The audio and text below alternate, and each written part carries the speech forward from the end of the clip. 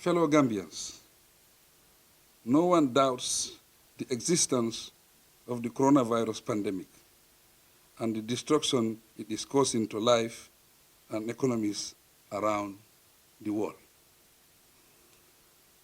You will recall that on 3rd April 2020, in response to the declaration on the pandemic by the WHO, the National Assembly passed a resolution that extended for 45 days the state of public emergency, which I declared on the 26th March 2020 in accordance with Section 34(1)(a) of the 1997 Constitution.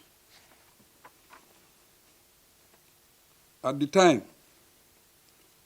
only 2 COVID-19 cases were confirmed in the Gambia, whereas 171 other countries were reporting alarming levels of infections. As at the date of my declaration, according to the WHO, the virus had killed 20,834 people globally. Today, the number has increased to over 300,000. This makes it ever more necessary for stricter measures to be taken. To respond squarely to the situation, my government adopted a number of measures through emergency regulations pursuant to the Emergency Powers Act. The objective for this line of action was to strengthen our efforts to break the chain of transmission of the virus in the country. Regulations were also laid down to ease the expected hardship that would arise from the measures and regulations. These included the Essential Commodities Emergency Powers Regulations, which seeks to protect the public from price hikes of essential commodities such as rice, sugar, flour, and cooking oil. To ensure adequate food supplies in the country, the export of essential commodities during the state of the public emergency was banned. Other regulations included restrictions on public transportation, open markets, and the closure of non-essential public places were part of the efforts to break the chain of transmission of the virus in our country. The government is very much aware that strict measures imposed during the state of the public emergency would affect lives in many ways. But handling COVID-19 is a matter of survival and saving lives first, and not about individual interests. As of today, 19 May 2020, the Gambia has 24 official confirmed cases of coronavirus infections and 1 reported death. Our immediate neighbor, Senegal, has over 2,400 cases and 25 reported deaths. Globally, over 4.5 million people have now been infected, with over 300,000 reported deaths. Based on their professional opinion, our health experts have predicted that if the right measures are not taken to successfully break the chain of transmission in the country, over 180,000 people will be infected in the Gambia. This will result in an estimated death toll of over 9,000 people. Guided by these alarming figures and the fact that the state of public emergency extended by the National Assembly expired yesterday, 18 May 2020, my government requested the National Assembly on the 16 May 2020 to extend their resolution by an order 45 days. The objective for this is to maintain, if not redouble, our efforts to combat COVID-19, which continues to pose a clear danger to our small country. Unfortunately, on the day the government's request for an extension was tabled, the National Assembly resolution failed to carry the votes required to extend the state of public emergency.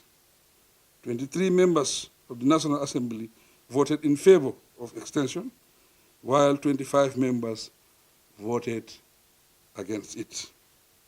Fellow Gambians, coronavirus knows no boundaries, and it has no respect for any person. It attacks, infects, and kills without regard to status, ethnicity, religion, political, or any other type of association. Without a state of public emergency, there will not be any emergency regulations. Without the emergency regulations, we cannot effectively fight against this deadly virus that threatens our lives and livelihoods. This is the time that we must all come together as a nation and put the interests of the country first and high above politics. This is about all of us as a people, bound by a common destiny. It is a period to show our political maturity as a democratic society capable of putting all narrow interests aside for the national interests. Fellow Gambians, the 1997 Constitution has empowered the National Assembly and provided it with the responsibility under these circumstances to support government's efforts to combat COVID-19 under Section 34(5) of the Constitution. We regret, however, our August Assembly has failed to act on its powers. As a result, my government and I owe it to the people of this country to protect them from this grave danger.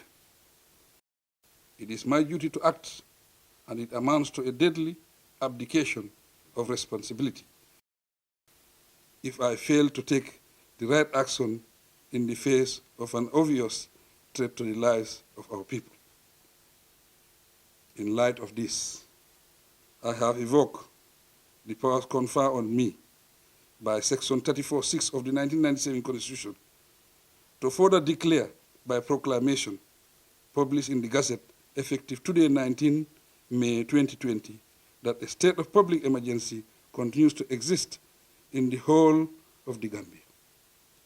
Since the National Assembly is no longer in session, the state of public emergency shall last for 21 days in accordance with Section 34(2) of the Constitution. Accordingly, I have also reissued the emergency regulations that were in force before the state of public emergency expired. They include the regulations declared on the 26th March 2020 and extended by the National Assembly on the 3rd of April 2020. These reissued emergency regulations shall also continue to be enforced in line with the proclamation that I have made today. I call on the general public to appreciate that this is in the best interest of the whole nation, and I pray that Almighty God continues to bless and strengthen us as a united people. I thank you for your kind attention.